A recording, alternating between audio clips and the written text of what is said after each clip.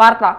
ആസാം മുഖ്യമന്ത്രി അദ്ദേഹം ചില നിലപാടുകൾ എടുക്കുമ്പോൾ അത് വലിയ ചർച്ചകളാകാറുണ്ട്, ചിലത് വിവാദവും ആകാറുണ്ട്. ഇപ്പോൾ ബീഫ് നിരോധനവുമായി ബന്ധപ്പെട്ട ചില വാർത്തകൾ വലിയ രീതിയിൽ ചർച്ചയായി. ഇപ്പോൾ മുസ്ലിം പെൺകുട്ടികളെ, പ്രത്യേകിച്ച് ശൈശവ വിവാഹവുമായി ബന്ധപ്പെട്ട് മുസ്ലിം പെൺകുട്ടികളെ ആരെങ്കിലും തൊട്ടാൽ പിന്നെ നീയൊക്കെ കാണില്ല എന്നുള്ളൊരു താക്കീത് പോലെ തന്നെയാണ് ഹിമന്ത ബിശ്വ ശർമ്മ നൽകിയിരിക്കുന്നത്. എന്താണ് കൂടുതൽ വിശദാംശങ്ങൾ? പ്രത്യേകിച്ച് BJP സർക്കാർ മുസ്ലിം വിരോധികളാണ് എന്നുള്ള ഒരു അത്തരത്തിലുള്ള ഒരു പരാമർശം പലപ്പോഴും കോൺഗ്രസ് നടത്തുന്ന സമയത്താണ് ഒരു BJP മുഖ്യമന്ത്രിയുടെ ഭാഗത്തുനിന്ന് ഇത്തരം ഒരു നിലപാട് പുറത്തു വരുന്നത്, അല്ലെങ്കിൽ ഇത്തരം ഒരു പരാമർശം പുറത്തു വരുന്നത്. എങ്ങനെയാണ് ഇതിനെ രാഷ്ട്രീയമായി കാണേണ്ടത്? ധന്യ പറഞ്ഞതുപോലെ വളരെ കൃത്യമായ നിലപാടാണ് ആസാം മുഖ്യമന്ത്രി സ്വീകരിക്കുന്നത്. ആസാമിൽ മുസ്ലിം പെൺകുട്ടികൾക്ക് നേരെ ഉണ്ടാകുന്ന അതിക്രമങ്ങളെ തടയാനുള്ള കർശനമായ ചില പദ്ധതികൾ തയ്യാറായിരിക്കുന്നു എന്നാണ് പുറത്തുവരുന്ന വാർത്തകൾ. നോക്കൂ, ഈ പറയുന്ന കോൺഗ്രസ് ഭരിക്കുന്ന സമയത്ത്, കോൺഗ്രസിനൊപ്പം മുസ്ലിം ലീഗ് നിൽക്കുന്ന സമയത്ത് ഒരുപാട് ന്യൂനപക്ഷങ്ങൾക്ക് വേണ്ടി ഞങ്ങൾ ഭരിക്കുന്നു എന്നൊക്കെ പറയുമ്പോഴും ഇവർ ന്യൂനപക്ഷങ്ങൾക്ക് വേണ്ടി ഭരിക്കുമ്പോൾ ന്യൂനപക്ഷ മത മേലാളന്മാർക്ക് വേണ്ടിയായിരുന്നു ഭരിച്ചിരുന്നത് എന്ന് കൃത്യമായിട്ട് നമുക്ക് പറയാം. കാരണം മുസ്ലിം മതവിഭാഗത്തിലെ ചില അനാചാരങ്ങൾക്കെതിരായിക്കൊണ്ട് മുസ്ലിം പെൺകുട്ടികളുടെ ആത്മാഭിമാനത്തെ അവരെ ചോദ്യം ചെയ്യുന്ന പല നിയമങ്ങളും ഇതിനകത്തുണ്ടായിരുന്നിട്ടും അതിനെതിരെ ഈ 40, 45, 50 വർഷങ്ങളായിട്ട് ഒരു നിയമവും ഒരു നടപടിയും എടുക്കാൻ കഴിയാത്ത ഒരു ഗവൺമെൻറ്റാണ് ഇന്ത്യ ഭരിച്ച മതേതരത്വ ഗവൺമെൻറ് എന്ന് അറിയപ്പെടുന്ന ഇന്ത്യൻ നാഷണൽ കോൺഗ്രസും മുസ്ലിം ലീഗും ഒക്കെ ഉൾപ്പെടുന്ന UPA സർക്കാരും അതിന് മുമ്പിലുള്ള ജവഹർലാൽ നെഹ്റുവിൻ്റെ കാലഘട്ടം മുതൽ ഇങ്ങോട്ട് ഇന്ദിരാഗാന്ധിയിലൂടെ കടന്നു വന്ന സർക്കാരുകളെല്ലാം തന്നെ. അപ്പോൾ അതിനൊക്കെ ഒരു മാറ്റം നരേന്ദ്രമോദി ഗവൺമെൻറ് വന്നതിന് ശേഷമാണ് ഇന്ത്യയിൽ കാണാൻ തുടങ്ങിയത്. കാരണം ഭാരതത്തിലെ മുസ്ലിം സ്ത്രീകളുടെ ഏറ്റവും വലിയ പ്രശ്നമായിരുന്നു മുത്തലാഖ്. കല്യാണം കഴിച്ചതിന് ശേഷം എന്തെങ്കിലും ഒരു അഭിപ്രായ വ്യത്യാസം ഉണ്ടായിരുന്നെങ്കിൽ മുത്തലാഖ് ചൊല്ലുന്ന ഒരു അവസ്ഥയിലേക്ക് കാര്യങ്ങൾ പോയിരുന്നു. ഈ പറയുന്ന വാട്സപ്പിലൂടെ വരെ മുത്തലാഖ് ചൊല്ലിയിരുന്ന ഒരു കാലഘട്ടം ഉണ്ടായിരുന്നു. അപ്പോൾ പലരും പറയും മുസ്ലിം സമുദായത്തിലൊക്കെ ഈ വിവാഹമോചനം കോടതികളിൽ കൂടി തന്നെയാണ് നടക്കുന്നത് എന്നൊക്കെ പറയാറുണ്ട്. പക്ഷേ മുസ്ലിം വ്യക്തി നിയമം അനുസരിച്ച് മുത്തലാഖ് ചൊല്ലിയാൽ അവർക്ക് എന്താണ് ഈ പറയുന്ന വിവാഹമോചനം നടക്കുമെന്നൊരു നിയമം, വ്യക്തി നിയമം തന്നെ അവർക്ക് സമ്മതം കൊടുക്കുന്നുണ്ട്.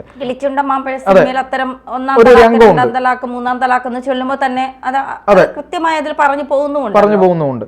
അപ്പം ഈ ഭാരതത്തിലെ ഒരു പ്രത്യേകത എന്ന് പറയുന്നത് മറ്റു മതങ്ങൾക്കൊന്നുമില്ലാത്ത തരത്തിൽ ഒരു പേഴ്സണൽ ലോ മുസ്ലിംസിനുണ്ട് എന്നുള്ളതാണ്. അതായത് മുസ്ലിം പേഴ്സണൽ ലോ, വ്യക്തി നിയമം എന്നാണ് അറിയപ്പെടുന്നത്. അതിന് വ്യക്തി നിയമത്തിന് ഒരു ബോർഡുമുണ്ട്. ഇന്ത്യൻ ഇസ്ലാം വ്യക്തി നിയമ ബോർഡ് എന്നറിയപ്പെടുന്ന ഒരു ബോർഡുണ്ട്. അവർ വളരെ കൃത്യമായി സ്വതന്ത്രമായി പ്രവർത്തിക്കുന്ന ഒരു ബോർഡാണ്. അപ്പോൾ ആ ബോർഡിലുള്ള ആളുകളൊക്കെ തന്നെ പല വിഷയങ്ങളിലും പലതും എതിർക്കാറുണ്ട്. മുസ്ലിങ്ങൾക്ക് സ്വന്തമായി വ്യക്തി നിയമം വേണം, ശരിയാ നിയമം വേണമെന്നൊക്കെ ഇവർ പറയാറുണ്ട്. അങ്ങനെ ഭൗതിക കാര്യങ്ങളിൽ മൊത്തം ശരിയാ നിയമവും വ്യക്തി നിയമങ്ങളും പാലിക്കുകയും, പക്ഷേ ക്രിമിനൽ നിയമങ്ങളിൽ ശരിയ പാടില്ല, ശരിയാവുന്ന കൈ വെട്ടുക, കഴുത്ത് വെട്ടുക എന്നൊക്കെയാണ്. അപ്പോൾ അതൊന്നും അവർക്ക് പറ്റില്ല. അവിടെ ഇന്ത്യൻ പീനൽ കോഡ് അല്ലെങ്കിൽ ഇപ്പോൾ പറയുന്ന BNS ഇതൊക്കെയാണ് അവർക്ക് പറ്റത്തുള്ളൂ. അപ്പോൾ ഇവിടെയുള്ള വിഷയം എന്ന് പറയുന്നത് ഒരുപാട് ആളുകൾ, ഒരുപാട് മുസ്ലിം പെൺകുട്ടികൾ മനസ്സിൽ അടക്കി പിടിച്ച് കല്യാണമൊക്കെ കഴിച്ച് ഭർത്താവിനാൽ ചതിക്കപ്പെട്ട് തലാഖ് ചൊല്ലി കുട്ടിയുമായൊക്കെ ക്രൂരതയുമായി കഷ്ടപ്പെട്ട് ആത്മാഭിമാനം നഷ്ടപ്പെട്ടിരുന്ന പെൺകുട്ടികൾക്ക് ആശ്വാസകരമായിരുന്നു ഈ പറയുന്ന മുത്തലാഖ് ക്രിമിനൽ കുറ്റമാക്കി മാറ്റിയത്. അത് ഒരുപാട് മുസ്ലിം സ്ത്രീകളെ അത് സ്വാധീനിച്ചിട്ടുണ്ട്. അത് നമുക്ക് പറയാതിരിക്കാൻ പറ്റില്ല. പക്ഷെ പല പ്രശ്നങ്ങൾ കൊണ്ടും പലരും പുറത്തു പറയുന്നില്ല എന്നുള്ളത് മാത്രമാണ്. പേഴ്സണലായിട്ടൊക്കെ സംസാരിക്കുമ്പോൾ നമുക്കത് മനസ്സിലാക്കാനും കഴിയുന്നുണ്ട്. ഇവിടെ ആസാമിൽ ഈ പറയുന്ന തലാഖ് നിയമം കൃത്യമായി പാസ്സാക്കി. അതുപോലെ തന്നെ ബീഫ് നിരോധനം. ബീഫ് എന്ന് പറയുന്നത് അവിടെ പോത്തിനെ ഇറക്കരുത് എന്നല്ല പറഞ്ഞത്, പോത്ത് അല്ലെങ്കിൽ അത്തരത്തിലുള്ള കാര്യങ്ങളെ ആയിരുന്നില്ല. പകരം ആസാമിൽ പറഞ്ഞുകൊണ്ടിരുന്നത് ഈ നമ്മുടെ ഗോമാതാവ്, അതായത് പശുവിനെ അമ്മയായി കാണുന്ന സംസ്കാരമാണ് നോർത്ത് ഇന്ത്യയിലൊക്കെ ഉള്ളത്. അത്ര വൈകാരികമാണ് അവർക്ക് പശുവുമായിട്ടുള്ള ബന്ധം. അവരുടെ ഓരോ വീട്ടിലും ഒരു കുട്ടി ജനിച്ചാൽ ആ കുട്ടിക്കൊപ്പരം തന്നെ രണ്ടാമത്തെ മകളായിട്ടോ അല്ലെങ്കിൽ ഒന്നാമത്തെ മകളായിട്ടോ പശുവിനെയും കാണുന്ന ഗ്രാമങ്ങളാണ്. അത്രമേൽ അവരോട് ഇഴുകിച്ചേർന്ന, അവരുടെ സംസ്കാരത്തോട് ഇഴുകിച്ചേർന്ന ഒരു സംസ്കാരമുള്ള നാടാണ് ഉത്തരേന്ത്യ എന്ന് പറയുന്നത്. അവിടെ നമ്മൾ പോയിട്ട് അവരുടെ പശുവിനെ കടത്തിക്കൊണ്ടുപോകാൻ ശ്രമിച്ചാലോ അവിടെ ഇറച്ചി ഭക്ഷിച്ച് കഴിക്കാൻ ശ്രമിച്ചാലോ ഒക്കെ ഭയങ്കര ബുദ്ധിമുട്ടുണ്ടാവും. നമ്മൾ വളർത്തുന്ന ഒരു മൃഗത്തെ കൊന്നാൽ എങ്ങനെയായിരിക്കും നമുക്ക് പ്രശ്നം ഉണ്ടാവുക? അതേപോലെ തന്നെയാണ് ഈ കാര്യങ്ങളൊക്കെ. അപ്പോൾ ആ തരത്തിൽ ആ നിയമം അവിടെ കർശനമായിട്ട് പാസ്സാക്കാൻ ഹിമന്ത ബിശ്വ ശർമ്മയ്ക്ക് കഴിഞ്ഞിട്ടുണ്ട്. ആരാണ് ഹിമന്ത ബിശ്വ ശർമ്മ? കാരണം കൃത്യമായിട്ട് കോൺഗ്രസിൽ നിന്ന് വന്ന ഒരു നേതാവ് BJPയിലേക്ക് എത്തുന്നു. ആസാമിൻ്റെ ഈ വികസനത്തെ അല്ലെങ്കിൽ മുഖം തന്നെ മാറ്റിമറിച്ച ഒരു നേതാവ്. നല്ല നിലയിൽ അവിടെ വികസന പ്രവർത്തനങ്ങൾ കൊണ്ടുവരുന്നു, ആളുകളുടെ തമ്മിലടികൾ ഒഴിവാക്കുന്നു, അവിടെ തീവ്രവാദപരമായിട്ടുള്ള പലതരത്തിലുള്ള വിഘടനവാദ പ്രസ്ഥാനങ്ങളെയും അടിച്ചമർത്തുന്നു. വീണ്ടും അദ്ദേഹം അധികാരത്തിൽ വരുന്നു. അപ്പോൾ അദ്ദേഹമാണ് ഇപ്പോൾ ഏറ്റവും പുതിയതായിട്ട് പറഞ്ഞുകൊണ്ടിരിക്കുന്നത് നമ്മുടെ മുസ്ലിം പെൺകുട്ടികളുടെ കാര്യത്തിൽ ശൈശവ വിവാഹം വളരെ ഭീകരമായി ഉത്തരേന്ത്യയിൽ നടക്കുന്നുണ്ട്. 18 വയസ്സിൽ താഴെയുള്ള 17, 13, 12 ഒക്കെ വയസ്സുള്ള കുട്ടികളെ കല്യാണം കഴിക്കുകയാണ്.